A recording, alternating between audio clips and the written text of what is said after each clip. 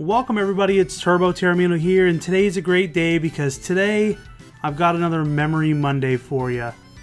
And guess what it is? Another Final Fantasy game. But this one is going to be remade soon. I'm super excited for its remake. Do you know what it is? It's obviously in the title, so you must know what it is. It is Final Fantasy VII. Now, Final Fantasy VII was an extremely important game to me growing up. Now, obviously, Final Fantasy VI is my favorite, and going back and revisiting both games, I can certainly say that I still love 6 more than 7. But 7 was very instrumental to me. 7 came out to me in a time in which I was going through higher elementary school into middle school, and what the game delivers was certainly the most shocking that I've ever experienced at that point in time of my life. The shock value of what happens in Final Fantasy VII was more of a shock value than what happens in Final Fantasy VI. Now, one day out of the blue, I don't know how this happened, so maybe you guys can explain it to me. It probably was, my address was probably in either some sort of gaming company's a database, Toys R Us maybe, GameStop, if a GameStop was around, maybe it was EB Games, I'm not entirely sure. Or maybe my parents pulled a prank on me, they trolled me when I was a little kid. All I know, and I wish I still had it, all I know is I was too young, 12, 13, 11, I forget what age I was. I remember just sitting in my room, I don't remember, I might have been doing homework, and my mom comes in, and she's like, "Oh, you have some mail," and I'm like, who the heck is sending me mail? I'm not old enough to get mail. Mail's probably all boring and bills and stuff.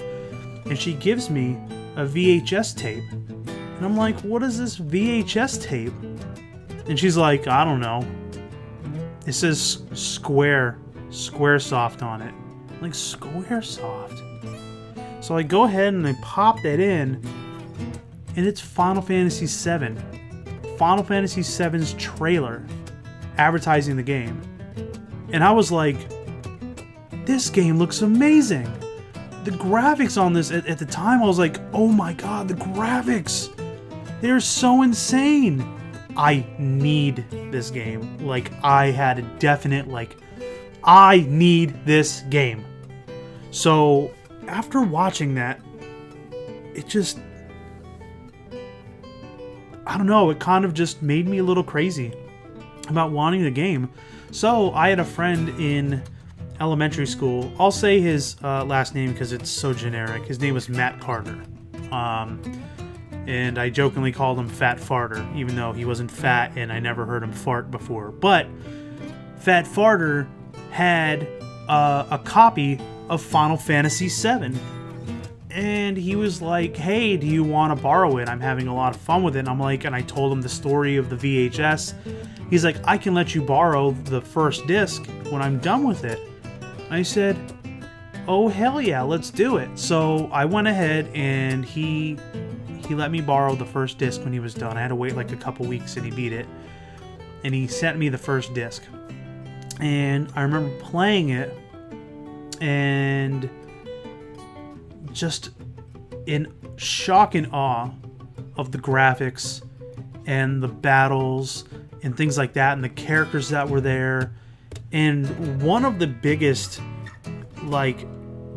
mind-blown moments was after you get out of Midgar, which is like this big area, to find out that there's a huge outer world outside of it. Like, you thought the entire game was going to be within Midgar. And you go through the slums, a lower level behind under the plates and things like that, and you think that that's where this game is going to exist and stay. You'll visit a couple of the discs, and then it'll be sections of the pie, more or less, and that'll be it. But no, you finally get out of Midgar, and there's an entire world out there. And it was so cool. One of the things that I remember is that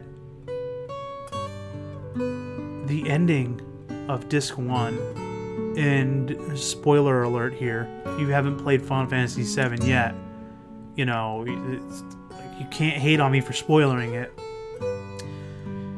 There's a moment in which you have a character, a party member, in which in my scenario, I was using Aerith heavily.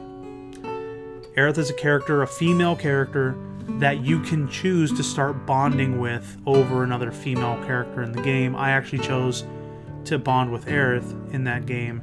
Utilized her because she was a white mage as my main healer and main character Cloud, and I always had Barret. I love Barret. How can you not like a guy with a Gatling gun on his arm? So what happens at the end of Disc 1 is your main villain, Sephiroth, drops down from the skies as Aerith is in a praying position and stabs her in the back with his large Masamune blade and kills her in front of you. I spent so much time grinding and leveling her up that I couldn't accept the fact that I had a character taken away from me.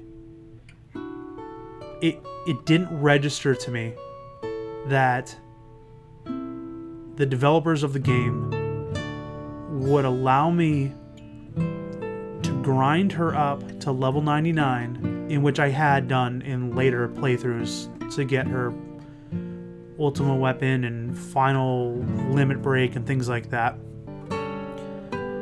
At the moment, I couldn't fathom why they would take away a character that was so important to not only the game, my game's character, but to me. And as I mentioned in prior Memory Mondays, I always try to have this deep connection with the lead character. And usually if I can't connect with the lead character, then there's usually a problem with the storytelling. When she got stabbed and Cloud held her and let her go in the water and she floated to the bottom of the lake, I was in disbelief. I was in denial. Until, and this is not kidding, until the very end of that game, even through the ending, the first time I played it, I thought that there was a way that we could save her or bring her back or something. So as I was going through this game, after I ended Disc 1, I didn't have a memory card, as a lot of people didn't have at the time, and I had to leave my PlayStation 1 running, and it gave you a little window. It's like, all right, pop in Disc 2. So I was praying that when Matt told me that he had Disc 2 ready for me and I would bring back Disc 1, I had to keep the TV going and I had to keep the game system running, but I had to keep it open and hopefully it didn't freeze up on me. I don't remember if it froze up on me if I had to play it again, but ultimately my father ended up buying me a copy of Final Fantasy VII of my own, as well as a memory card, because I was like, I need a memory card for it. I can't play without a memory card. So I had a memory card. I still have the memory card to this day, which is really, really cool. So I have all my old saved games. And as I played through the story, it really confused me. And it's actually because of the storytelling that Cloud's past, where he gets conflicted with his inner demons in his own story. I remember sitting there, I'm like, after I sat the controller down after Disc 2, after he falls in the live stream, he's got all discombobulated. I remember lying there in bed, piecing together what was said, what makes sense, what didn't make sense, what worked, what didn't work. And I was sitting there and I was analyzing every bit, and I'm like, this doesn't make sense. And I just began racking my brain over the story, even after playing. And I knew at that point that the game did something right. And they did something right in that I was intrigued enough with the story that, but again, didn't give me all the pieces, so I had to continually put pieces together in my head to see if I can figure it out. And I just thought that was so cool about the game. it's a game, as I showed before with Final Fantasy VI. I actually do have a couple Final Fantasies on my phone. I got Final Fantasy VI, I do have Final Fantasy VII, I got Final Fantasy Tactics War of the Lions, and then whatever that other one is. So I do have this game. I have it on my shelf back here. It's the greatest hits. I had the Black Bar edition at my home in PA. I forgot to bring it down here. But it was just one of those games that I'm sure a lot of people watching this can say that Final Fantasy VII was probably one of the most influential games that they've played growing up because of what happened at the end of Disc 1, because it was so abrupt and shocking and not really happen often in many games, where you have a character that just gets taken away from you and you never get to have them back. I remember reading a magazine article that the developers were either going to choose Aerith or Barret to kill off. You know, they had that discussion, and I'm glad they went with Aerith because I feel like it was more emotional, because while you can have that brotherly bond with Barrett's character, it was better to have that connection with Aerith. And at the end of the day, the writing of that game was great, even though it got a little sketchy at times because it did get confusing. They did kind of have to talk out the story over a course of another game through Crisis Core. But it goes down into one of those games that just I'll never forget. So let me know what you guys think in the comment section below. Have you ever played Final Fantasy VII? Are you looking forward to the remake? What if you did play Final Fantasy VII? What did you think of the end of Disc 1? Were you just as shocked as I was, or did you just kind of like, I don't care, I like Tifa better, or Tifa, excuse me, I call her Tifa. But let me know in the comment section below. As always, guys, thank you so much for watching, and tune in for the next one.